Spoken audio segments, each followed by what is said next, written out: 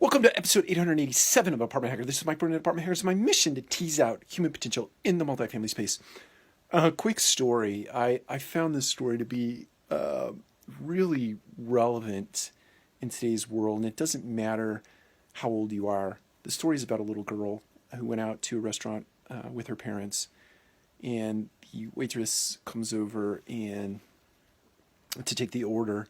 And she looks at the little girl and asks what she would like to eat. And the little girl says, I'd like a hot dog, I'd like mashed potatoes, and I'd like a Coke to drink. And the father quickly pipes up and says, no, she will have meatloaf, broccoli, and a glass of milk. And the waitress looks back at the little girl and says, what would you like on your hot dog? And the little girl, I'm imagining this in my head because I read the story, but she gets this look on her face like, whoa. And she responds by saying, she actually thinks I'm real. So, which is sad. Shouldn't laugh. That's actually sad. But I think it really demonstrates a point about our society today. Many times we don't see other people. We don't see the person at the grocery store who is actually checking us out today, running lots of items across a conveyor belt that has been touched, items that have been touched by potentially hundreds of people and potentially people who have been infected that just don't know yet. People who are in that position we don't see. Sometimes my imagination tells me that our maintenance techs and our maintenance supervisors in our industry are not seen by the residents who actually call on them for service.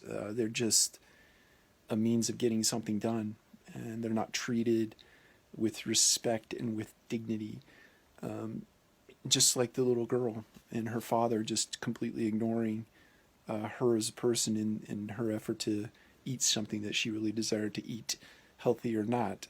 But then the compassion that waitress had on that little girl by asking what she'd like on the hot dog is the compassion that I would encourage all of us, myself included, to exercise in this time of stress, in this time of amped up emotion in the multifamily space, in the world at large.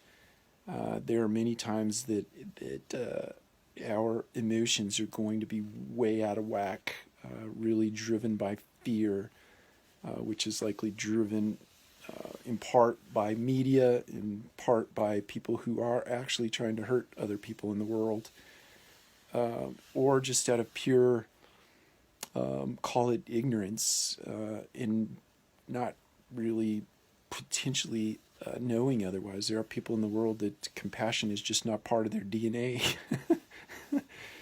And they don't, therefore they don't exercise compassion when they're dealing with emotionally loaded situations. So my encouragement to everybody in the Apartment Hacker community is to take pause and understand that everybody has some level of fear going on in their bodies today.